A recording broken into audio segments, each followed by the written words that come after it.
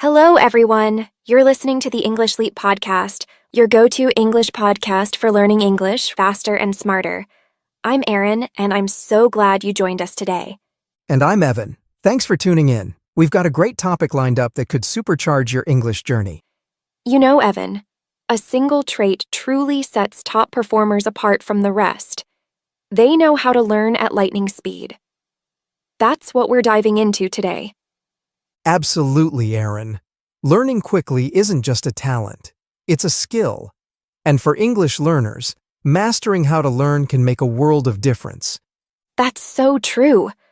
Evan, have you ever wondered why some people seem to learn English so much faster than others? What's their secret? That's such a great question, Erin. And it's something I've thought about a lot.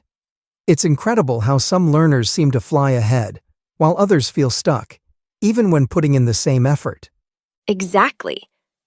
I used to think it was just about talent or working longer hours. But then I realized it's not about how hard you work. It's about how smart you work. You're so right. I remember pushing myself to study for hours every day, thinking it would help. But honestly, I wasn't improving because my methods weren't effective. Same here. I tried cramming vocabulary lists, thinking that was the best way. But when I needed those words in conversation, they were nowhere to be found. That's when I discovered meta-learning, and it changed everything. That's right. Meta-learning is like unlocking a cheat code. It's all about understanding how to learn so you can make the most of your efforts and get results faster. And speaking of learning faster, Crystal will join us at the end to guide you through a calm and clear breakdown of the most important words we used today. Yep. It's like a slow, gentle review to help you not just hear the words, but feel them, repeat them, and remember them. So if you've ever finished a podcast and thought, wait, what did that word mean again?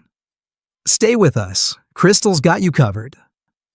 Plus, we've created a free PDF with the full transcript, grammar and comprehension questions, and even some reflection prompts to help you lock in everything you've learned. Yes! It's perfect for following along or reviewing later. You'll find the link right in the description. So, no more waiting.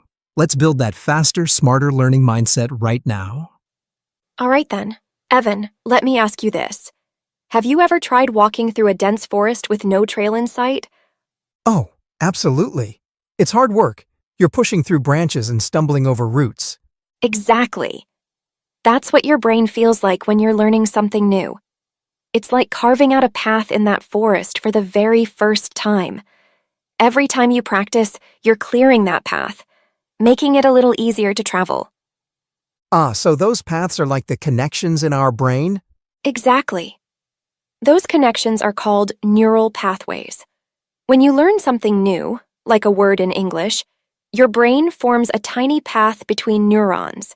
But if you don't practice, that path gets overgrown, like an abandoned trail in the forest. So the more you practice, the clearer and smoother the path becomes? Yes. And here's where it gets exciting. Every time you make progress, your brain rewards you with dopamine, which is like a little, yay, you did it signal. It's like when you're playing a video game and you complete a level or achieve a milestone. That reward motivates you to keep going, right? Oh, totally. I love that feeling in games when you unlock a new achievement or get a bonus. It makes you want to dive right into the next level to see what's coming. Exactly. Your brain works the same way when you're learning.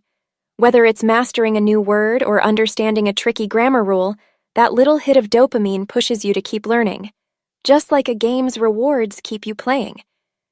But what happens when progress feels slow? Like when you're stuck on a level in a game? That can be so frustrating. That's a great comparison, Evan. When progress slows down, your brain stops giving you those dopamine rewards. It's like being stuck on a challenging level in a game where no rewards are coming your way. It's tempting to just quit. Right. But in games, I always try again because I know there's a reward waiting if I push through. Exactly. And that's the mindset we need for learning too.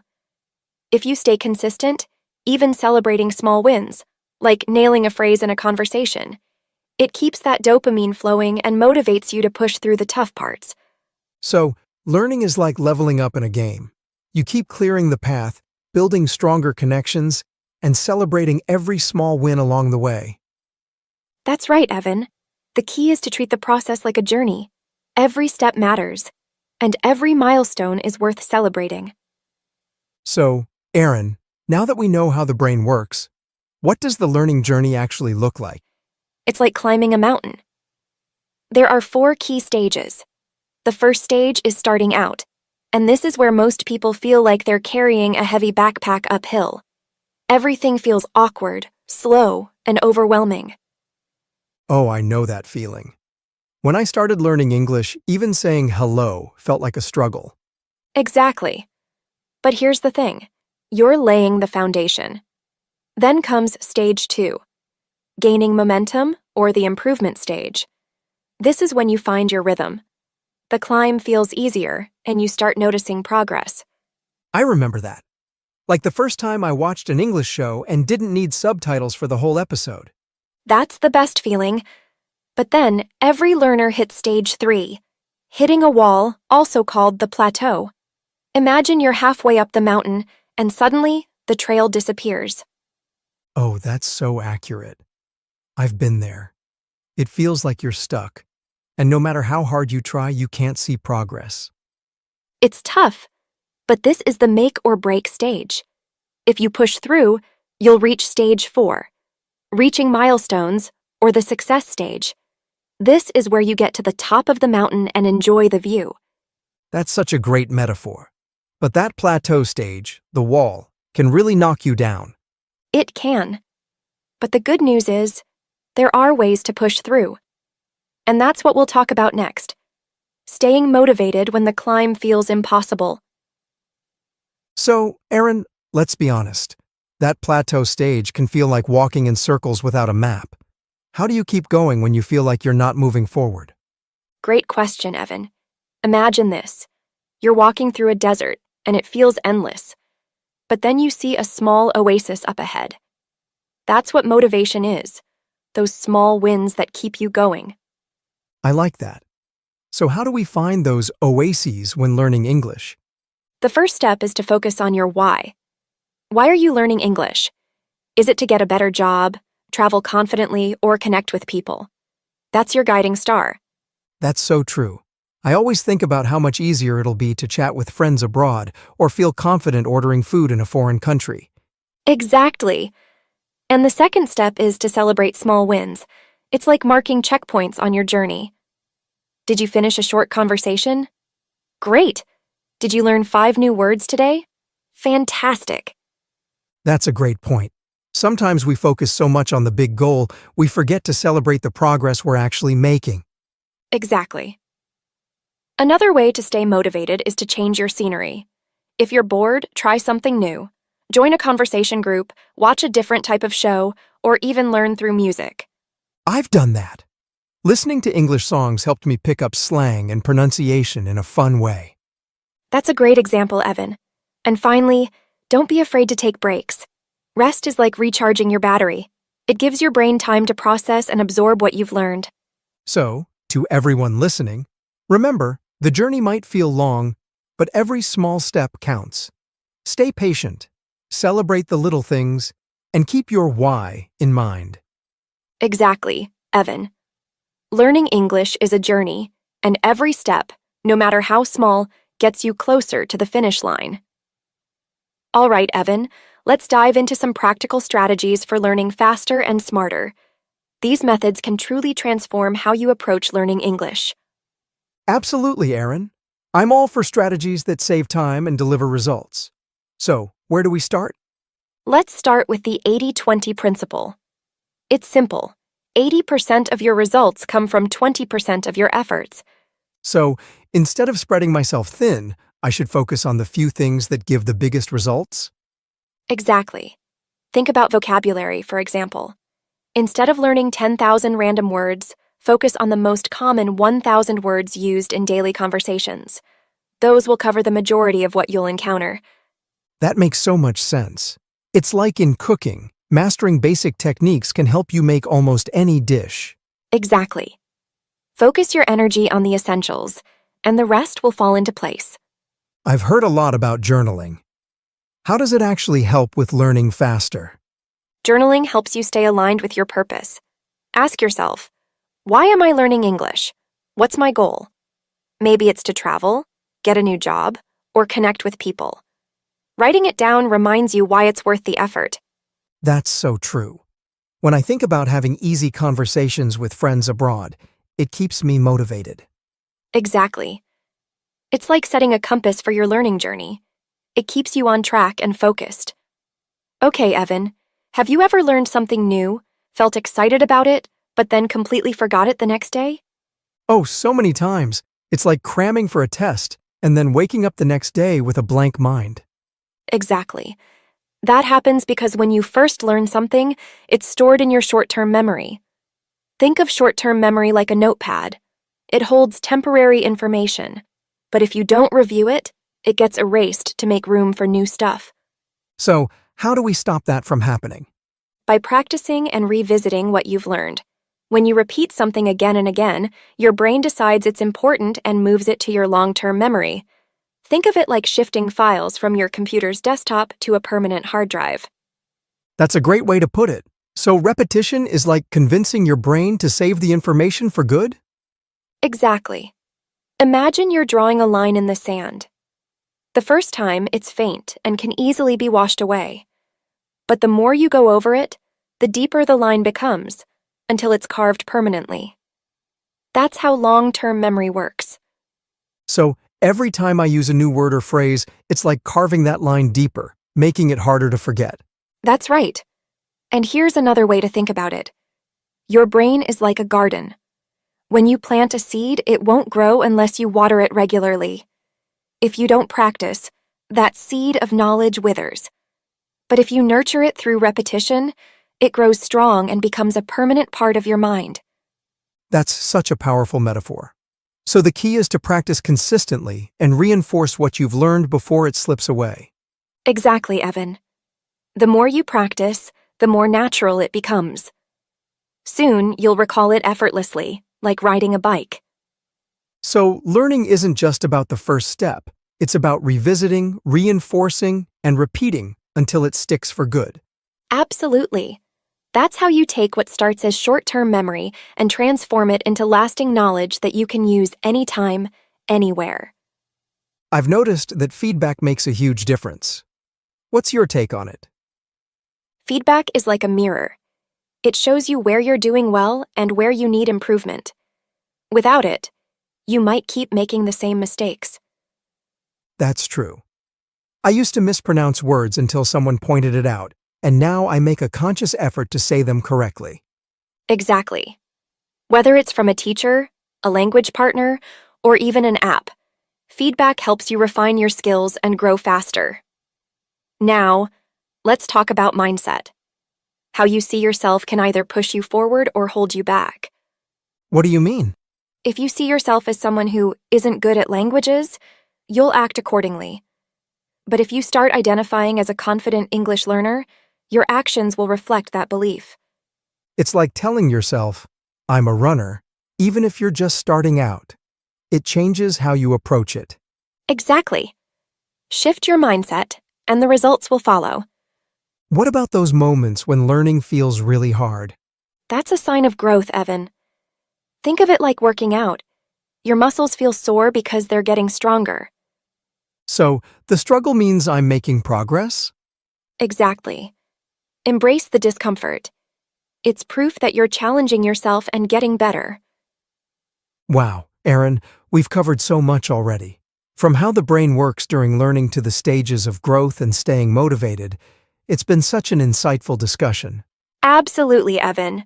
But before we move forward, let's take a quick pause to dive into some key vocabulary from today's episode. And who better to help us than our vocabulary expert, Crystal?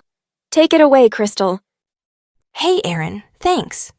Hi, friends, it's Crystal, and it's time to slow things down. Let's gently go over some of the most powerful words from today's episode.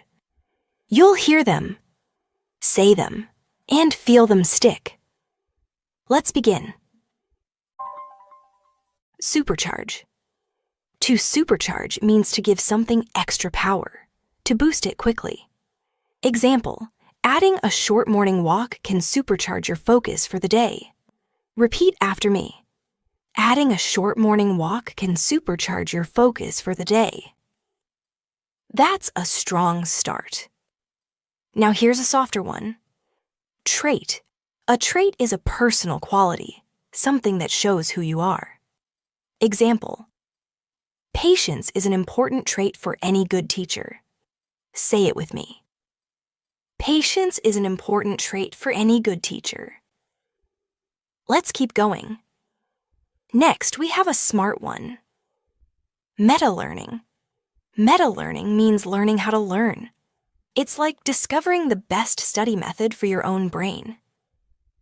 Example, he used meta-learning to discover that he learns best by speaking, not writing.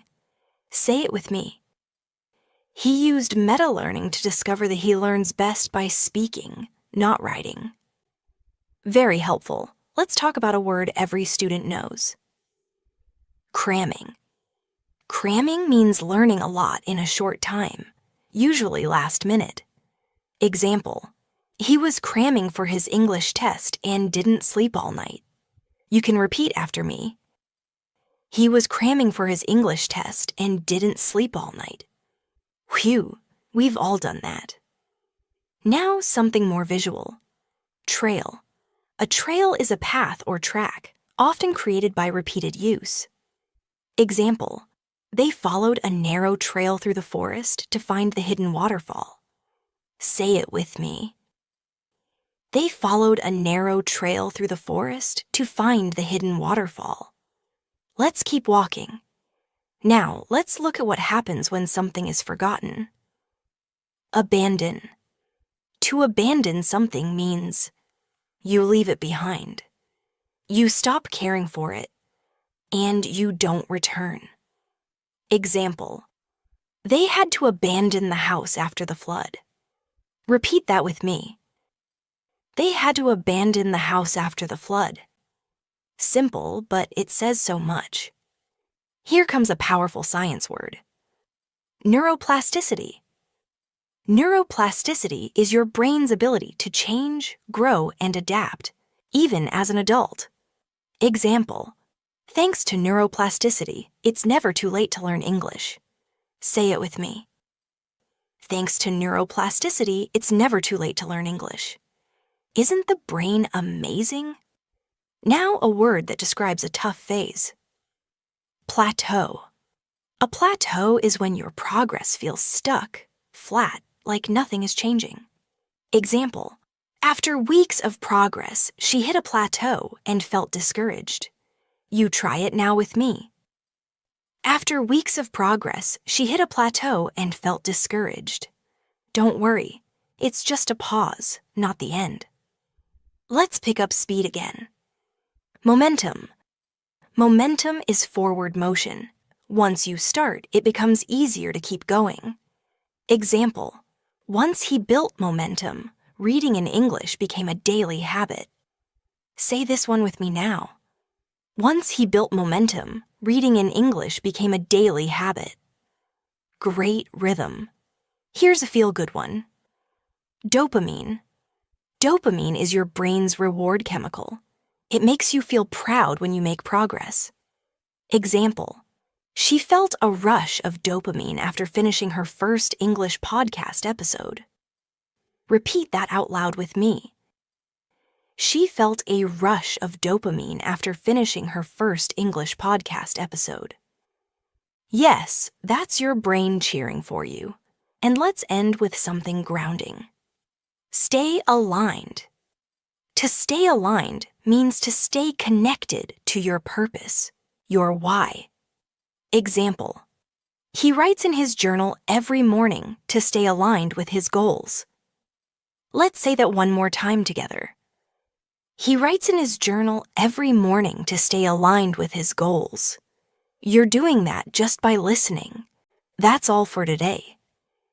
You listened, repeated, reflected. That's how real learning happens. I'm proud of you, and I'll see you in the next one. Thank you, Crystal. That was fantastic. I love how you made each word so easy to understand with those examples. Absolutely. The example sentences were so relatable. I'm definitely going to work on using plateau more often. It's such a useful word, especially for talking about learning journeys. Me too, Erin. All right. That's a wrap for today's episode of the English Leap podcast. We hope you found these tips helpful and inspiring. Remember, learning English is a journey, and every small step counts. Keep practicing, stay motivated, and celebrate your progress. Thanks for listening, and don't forget to grab the free PDF with all the key points from today's episode. It's linked in the description. Until next time, keep leaping forward in your English learning. Bye for now. See you soon. Bye-bye.